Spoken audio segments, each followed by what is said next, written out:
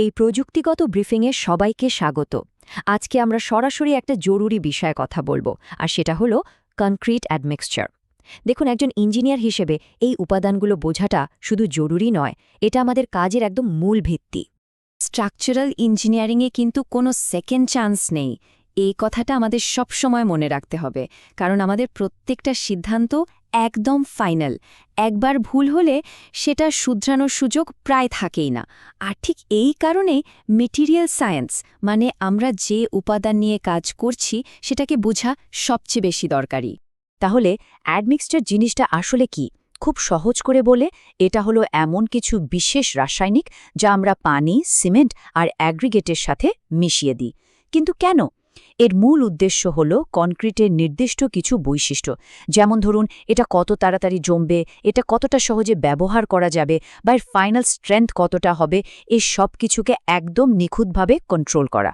এটাকে বলতে পারেন প্রিসিশন ইঞ্জিনিয়ারিংয়ের একটা অসাধারণ হাতিয়ার। আচ্ছা, এই সেশনে আমরা কি কি বিষয় নিয়ে কথা বলবো চলুন একবার দেখে নিই। প্রথমে আমরা জানব কেন অ্যাডমিক্সচারকে ইঞ্জিনিয়ারদের সিক্রেট ইনগ্রিডিয়েন্ট বলা হয়। এরপর আমরা আমাদের টুল কিট অর্থাৎ বিভিন্ন ধরনের অ্যাডমিক্সচার নিয়ে জানব। তারপর দেখব কিভাবে এগুলো ব্যবহার করে কনক্রিটের শক্তি বাড়ানো যায়, এর আরও কি কি সুবিধা আছে, আর সব শেষে সাইটে কাজ করার সময় কোন বিষয়গুলো আমাদের মাথায় রাখতেই হবে। প্রথমত, বাইরে থেকে দেখলে কনক্রিট মানে কি? সিমেন্ট, বালি, পাথর আর পানি। কিন্তু সত্যি বলতে কি, আধুনিক ইঞ্জিনিয়ারিংয়ের চাহিদা এর থেকে অনেক বেশি। আমাদের এমন কনক্রিট দরকার যার গুণাগুণ আমরা আমাদের প্রজেক্টের প্রয়োজন অনুযায়ী একদম নিখুঁতভাবে নিয়ন্ত্রণ করতে পারব। আর এখানেই কিন্তু অ্যাডমিক্সচারের আসল খেলাটা শুরু হয়। অ্যাডমিক্সচারকে আমরা মূলত দুটো বড় ভাগে ভাগ করতে পারি, মিনারেল আর কেমিক্যাল। মিনারেল অ্যাডমিক্সচার, যেমন ধরুন ফ্লাই অ্যাশ, এগুলোকে কংক্রিটের জন্য অনেকটা ভিটামিনের মতো ভাবতে পারেন। এরা ধীরে ধীরে কাজ করে আর কংক্রিটের দীর্ঘমেয়াদের শক্তি আর স্থায়িত্ব বাড়ায়। অন্যদিকে কেমিক্যাল অ্যাডমিক্সচারগুলো অনেকটা স্টেরয়েডের মতো, এরা খুব দ্রুত কাজ করে আর ফ্রেশ কনক্রিটের ওয়ার্কেবিলিটি বা সেটিং টাইমকে কন্ট্রোল করে। চলুন এবার আমাদের ইঞ্জিনিয়ারিং টুলকিটের দিকে একটু নজর দেয়া যাক। এখানে আমরা বিভিন্ন ধরনের কেমিক্যাল অ্যাডমিক্সচার দেখতে পাবো, যেগুলো এক একটা নির্দিষ্ট সমস্যার সমাধানের জন্য তৈরি করা হয়েছে। আর প্রত্যেক ইঞ্জিনিয়ারের জন্য এগুলোর ASTM ক্লাসিফিকেশন জানাটা কিন্তু মাস্ট, কারণ এটাই আমাদের সবার কমন ল্যাঙ্গুয়েজ। এই স্লাইডে যে ASTM C494 স্ট্যান্ডার্ডটা দেখছেন, এটা আমাদের কাজের জন্য ভীষণ জরুরি। যেমন টাইপ A হলো ওয়াটার রিডিউসার, যেটা শক্তি বাড়ানোর জন্য ব্যবহার হয়।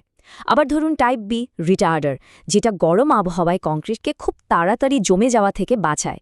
আর টাইপ D এর মতো কম্বিনেশনগুলো আমাদের আরও বেশি কন্ট্রোল দেয়। এই কোডগুলো বুঝতে পারা মানেই হলো সাইটে কংক্রিটের পারফরমেন্সকে নিজের হাতে নিয়ন্ত্রণ করতে পারা।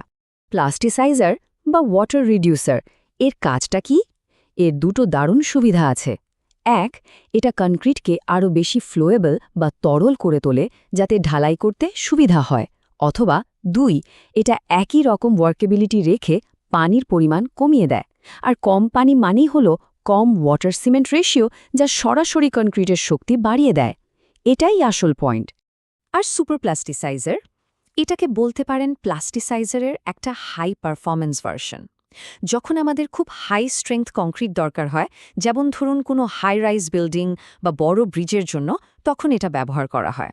এটা প্রায় 30% পর্যন্ত পানি কমাতে পারে, যা কংক্রিটের শক্তিকে একটা অন্য লেভেলে নিয়ে যায়।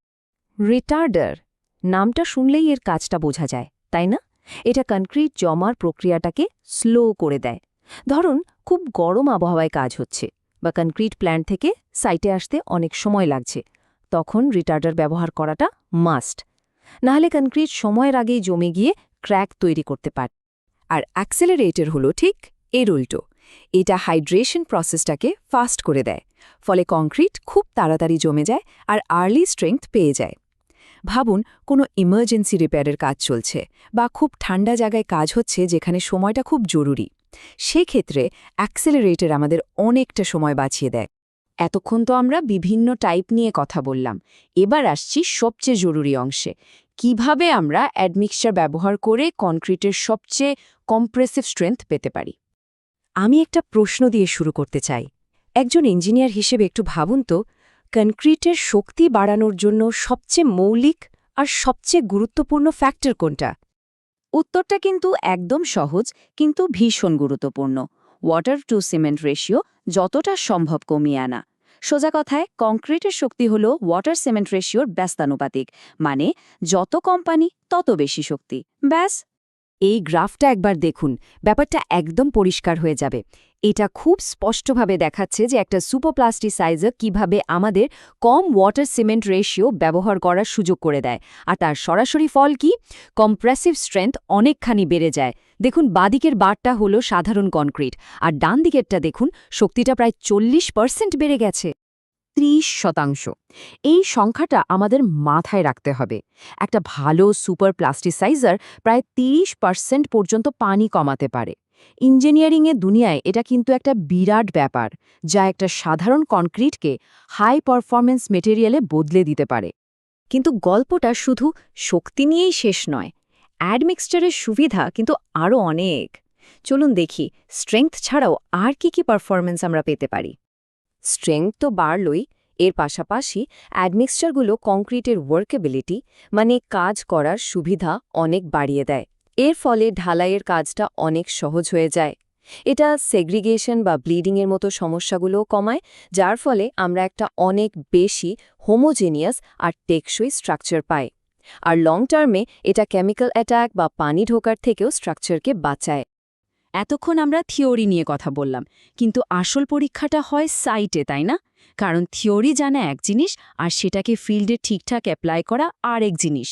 আমাদের মনে রাখতে হবে, অ্যাডমিক্সচার খুব পাওয়ারফুল একটা টুল, কিন্তু এর সঠিক ব্যবহার আর কন্ট্রোলের উপরে কিন্তু সবটা নির্ভর করছে। সাইটে কাজ করার সময় এই চেকলিস্টটা একদম মাথায় গেঁথে নিতে হবে। প্রথমত, ডোজ। ম্যানুফ্যাকচারার যা বলবে ঠিক সেটাই দিতে হবে, 1 ফোঁটাও কম বা বেশি নয়। দ্বিতীয়ত, সিমেন্টের সাথে কম্প্যাটিবিলিটি। ব্যবহারের আগে অবশ্যই এটা চেক করে নিতে হবে। তৃতীয়ত, তাপমাত্রা, কারণ গরম বা ঠান্ডা দুটোই অ্যাডমিক্সচারে পারফরম্যান্সে প্রভাব ফেলে। আর সবশেষে মিক্সিং। এনশিওর করতে হবে যেন অ্যাডমিক্সচারটা পুরো ব্যাচে সমানভাবে মিশে যায়। তাহলে সব মিলিয়ে আমরা কি বুঝলাম? অ্যাডমিক্সচার সাধারণ কংক্রিটকে একটা হাই পারফরম্যান্স ইঞ্জিনিয়ার্ড মেটেরিয়ালে বদলে দেয়। এটা আমাদের সাধারণ কনস্ট্রাক্টর থেকে একজন সত্যিকারের কংক্রিট ডিজাইনার হয়ে ওঠার ক্ষমতা দেয়। শেষ করার আগে একটা কথা বলি, দেখুন, কনস্ট্রাকশনের ভবিষ্যৎ শুধু বড় বড় স্ট্রাকচার বানানো নয়, বরং স্মার্টলি বানানো। আর এই স্মার্ট কনস্ট্রাকশন শুরু হয় একেবারে মলিকিউলার লেভেল থেকে, যেখানে এই অ্যাডমিক্সচারগুলোই আসল ভূমিকা পালন করে। ধন্যবাদ।